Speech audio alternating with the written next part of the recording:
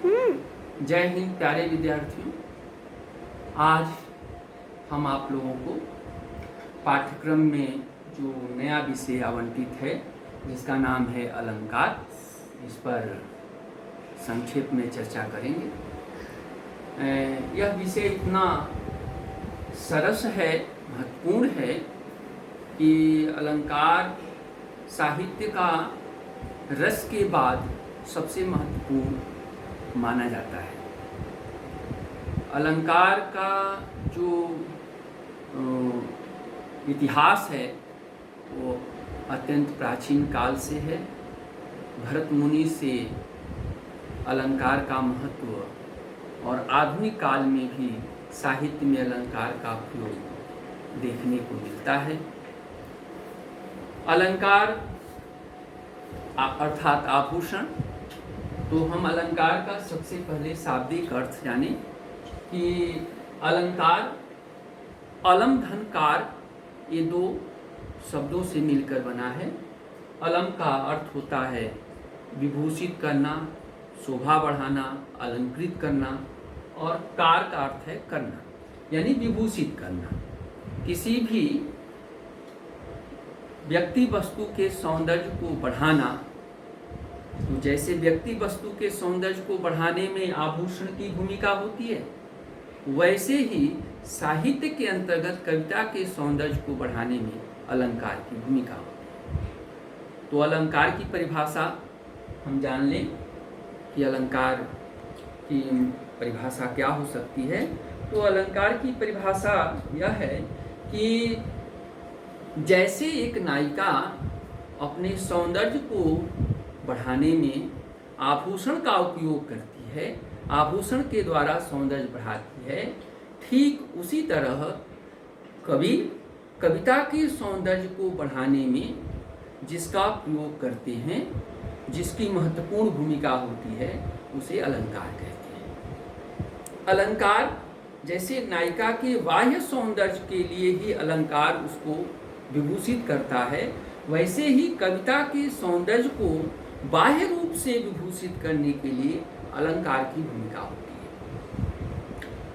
प्यारे विद्यार्थियों, इसके महत्व को रेखांकित करते हुए हिंदी के प्रसिद्ध रचनाकार केशवदास ने कहा था कि यद्यपि सुजाति सुलक्षणी, सुबरन सरस सुवृत, भूषण बिनु न विराजई, कविता बनिता मित। कहते हैं कि वह चाहे कविता हो, बनिता यानी स्त्री हो, मित्र यानी दोस्त हो, यदि वह भूषण के बिना है, चाहे वह सुजाति सुंदर जाति की हो, सुलक्षणी सुंदर लक्षणों से युक्त हो, सरस हो, सुवृत्त सुंदर आचरणों वाली हो, वह सर्वगुण संपन्न हो, लेकिन यदि आभूषणहीन हो तो सुंदर नहीं लगती। चाहे वह नायिका हो, चाहे कविता हो, चाहे मित्र हो। दो नायिका के लिए गहना अर्थ होगा भूषण का, मित्र के लिए धन संपदा, और कविता के लिए अलंकार। यानी अलंकार का इतना अधिक महत्व है कि सारे गुण होने के बावजूद भी यदि अलंकार का प्रयोग नहीं है तो केशवदास के मतानुसार वह सुंदर कविता नहीं कही जा सकती। जबकि वहीं उनके पूर्व के रचनाकार गोस्वामी तुलसीदास जी कहते हैं कि यदि नायिका चाहे जितना भी आभूषण से युक्त हो, यदि वह अपने शरीर पर वस्त्र धारण नहीं की है तो केवल आभूषण से वह सुंदर नहीं लग सकती है। उनका एक महत्वपूर्ण पंक्ति भी है कि विधु बदनी सब भांति सवारी, सोहन बिना वसन वर नारी। वह चंद्रमुखी भी हो लेकिन वसन वर नारी, वो अगर वसन के बिना है तो वह अच्छी नहीं लगती है, सुंदर नहीं लगती है। तो खैर, यह अलंकार के महत्व को रेखांकित करने वाले रचनाकारों के बारे में बातें हैं। आप लोगों को जो जानना है, समझना है, वह यह है कि जो अलंकार है वो कविता में प्रयोग किया जाता है, और कविता जो होती है वो शब्द और अर्थ पर आधारित होती है। तो प्यारे, कभी शब्द की प्रधानता होती है, तो कभी अर्थ की प्रधानता होती है। तो इस दृष्टिकोण से अलंकार के दो भेद होते हैं।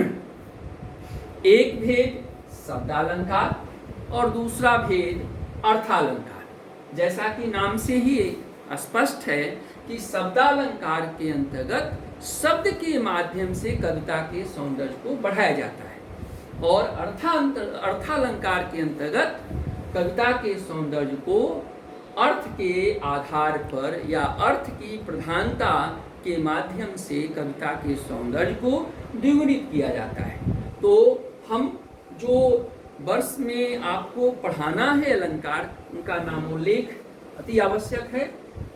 वह है शब्दालंकार के अंतर्गत आपको दो अलंकार पढ़ने हैं। एक है अनुप्रास अलंकार, दूसरा है यमक अलंकार। और ठीक अर्थालंकार के अंतर्गत आपको चाल अलंकार पढ़ने हैं। एक है उपमा अलंकार, दूसरा है रूपक अलंकार, तीसरा है अतिशयोक्ति अलंकार और चौथा है मानवीकरण अलंकार। हम इन सारे अलंकारों के परिभाषा, उदाहरण अगले क्लास में आप लोगों को बताएंगे, समझाएंगे। आज आप लोगों ने इतना ही समझने और जानने का प्रयास करें कि अलंकार क्या होता है, अलंकार की क्या भूमिका होती है और अलंकार का प्रयोग कवि कविता में क्यों करता है। आशा है कि इन सारी बातों से आप लोगों को अलंकार के बारे में समझ पड़ी होगी, समझ में पूरी तरह से आया होगा। धन्यवाद। खुश रहें, आनंदित रहें।